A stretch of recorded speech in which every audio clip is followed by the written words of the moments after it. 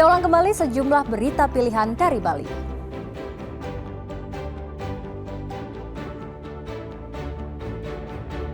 KMP Tunu Pratama Jaya tenggelam di perairan Selat Bali.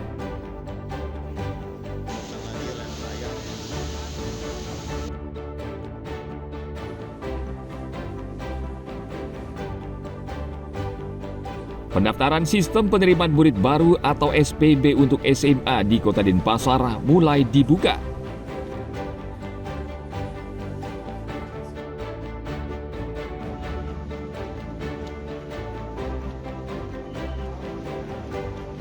Menghindari biaya mahal, warga desa adat Bedulu Gianyar menggelar ngaben Kinembulan.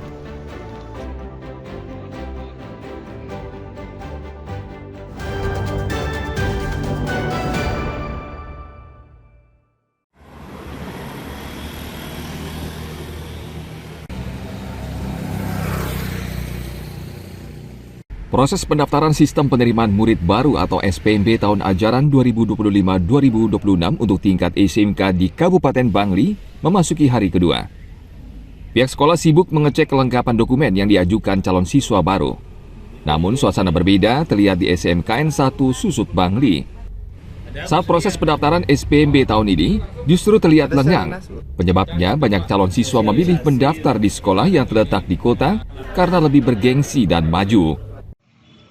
Menurutnya, minat masyarakat menyekolahkan anaknya di SMKN 1 Susut sudah terjadi sejak 3 tahun lalu. Dari 130 siswa, turun bertahap menjadi 58 siswa. Sedangkan jumlah siswa lulusan SMP mencapai 500 siswa dan hingga saat ini baru 50 calon siswa baru yang mendaftar. Padahal sekolah ini memiliki fasilitas yang baik dan lengkap. Bacaan atau visibilitas sekolah kita lah, itu aja sebenarnya masalahnya. Kalau kita lihat dari kualitas ketersediaan sarana prasarana, apalagi rasio layanan, Pak. Kalau kita lihat rasio layanan SMK 1 Susut dibandingkan dengan teman-teman yang lain, kita masih tinggi rasio layanannya. Jadi ketersediaan sumber daya kita untuk melayani murid-murid kita secara maksimal itu sudah tinggi lah, ya kan? Karena kalau bisa dibilang kita mampu menampung 150 murid per tahun. Kecenderungannya ada di angka 50, 80, 70. Jadi setengahnya masih. Untuk mengatasi masalah ini, pihak sekolah terus berbenah, mulai dari sosialisasi secara kekeluargaan hingga melakukan berbagai terobosan terkait penerapan konsep jurusan dan branding yang jelas sehingga menarik minat siswa baru. Tim Liputan melaporkan dari Bangli.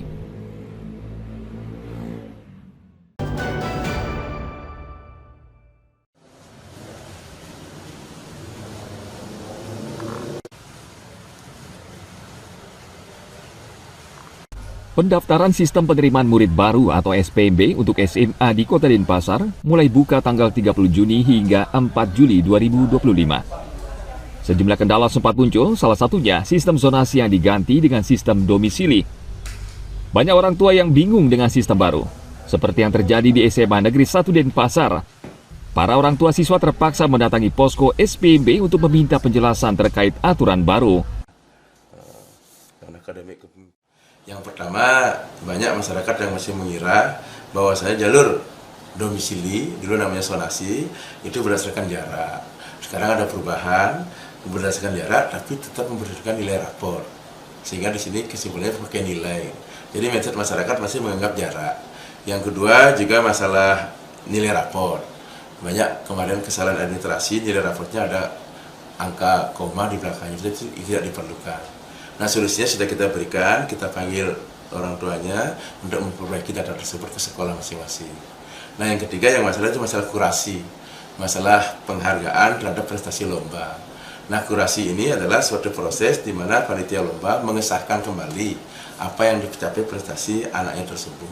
Dan ini banyak yang bermasalah, banyak yang dapat kurasi dan banyak juga yang tidak. Seandainya tidak terkurasi juga tidak bermasalah sebenarnya. Nilainya tetap diperhitungkan. Seandainya terkurasi maka ada tambahan poin dari piagam prestasi tersebut. SPMB kali ini terdapat 4 jalur penerimaan murid baru yakni jalur domisili, afirmasi, prestasi, dan mutasi. Jalur afirmasi adalah jalur untuk keluarga ekonomi kurang mampu, serta siswa penyandang disabilitas. Jalur prestasi untuk siswa yang memiliki prestasi akademik maupun non-akademik. Kemudian jalur domisili dan terakhir jalur mutasi untuk siswa yang orang tuanya mengalami perpindahan tugas kerja ke daerah tertentu.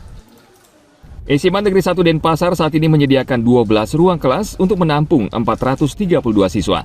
Posko SPMB di sekolah ini dibuka hingga 5 Juli 2025. Tim Liputan melaporkan dari Denpasar.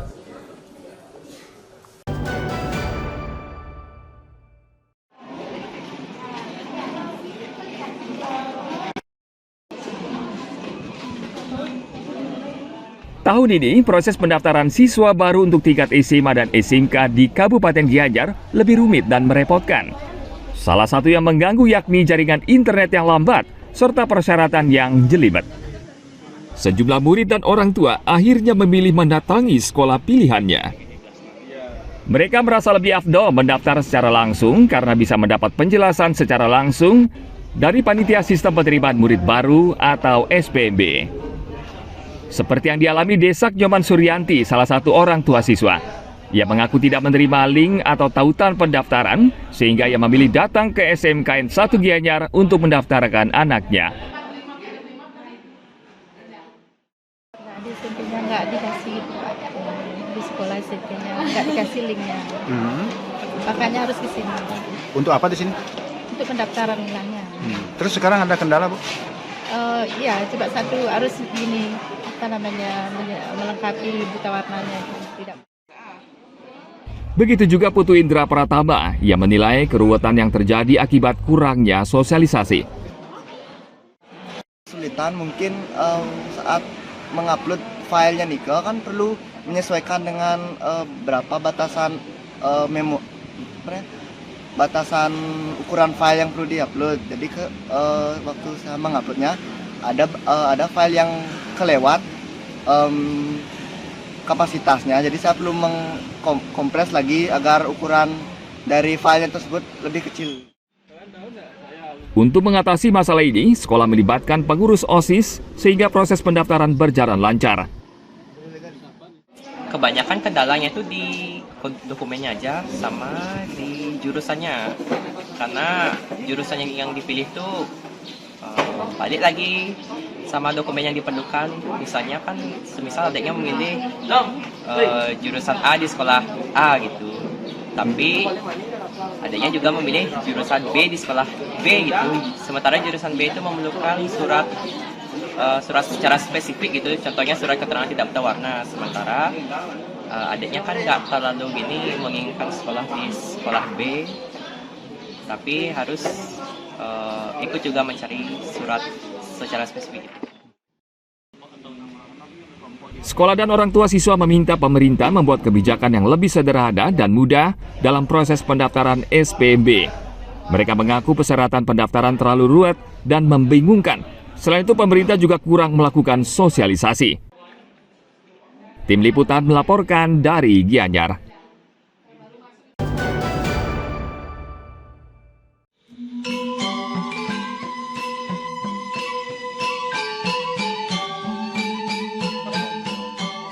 Upacara ngaben membutuhkan biaya tidak sedikit. Bagi warga mampu dengan status sosial tinggi di Bali, tentu tidak masalah. Sebaliknya, bagi warga yang tidak mampu, terpaksa menunggu lama karena harus mengumpulkan biaya. Untuk meringankan biaya upacara ngaben, masyarakat Desa Adat Bedulu Kecamatan Belah Batu Gianyar melaksanakan ngaben Kinembulan. Seluruh persiapan upacara dan biaya ditanggung seluruh kerabat adat secara gotong royong. Upacara ngaben ini membakar 35 jenazah di 5 banjar adat di Desa Adat Bedulu. Upacara ngaben Kinembulan dilaksanakan setiap 3 tahun sekali dan merupakan kesepakatan semua kerabat adat untuk menekan biaya upacara. Sebaliknya jika ditanggung sendiri, biaya ngaben bisa mencapai ratusan juta rupiah. Dalam ngaben Kinembulan ini, setiap sawe atau jenazah hanya dikenakan biaya 1,5 juta rupiah. Kekurangannya ditopang seluruh kerabat adat yang masing-masing memberikan uang Rp300.000. Seluruh kerabat juga mempersiapkan upacara dan piranti pendukung.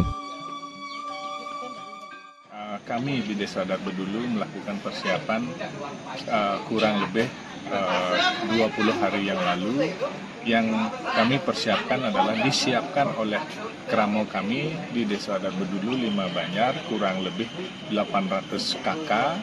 Terus pelaksanaannya di masing-masing banjar, kita membagi kegiatan-kegiatan itu di masing-masing banjar, dikoordinator oleh kian adatnya masing-masing.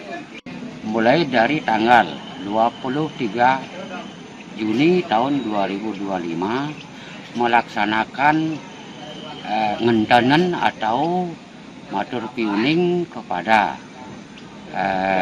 orang yang meninggal akan diupacarai.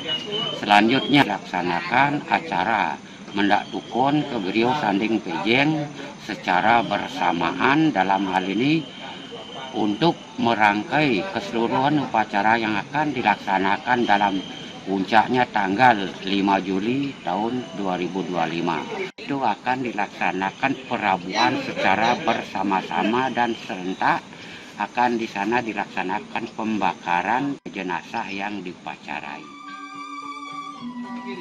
Rangkaian upacara dan prosesi dilakukan prajuru desa adat bersama keluarga yang mengikuti upacara Ngaben Kinambulan hingga puncaknya pada tanggal 5 Juli 2025. Selain upacara Ngaben Kinambulan, desa adat juga melaksanakan upacara Ngasti setiap 6 tahun sekali. Selain meringankan biaya, upacara keagamaan secara massal ini bisa memupuk rasa kebersamaan dan mempererat gotong royong. Tim Liputan melaporkan dari Gianyar.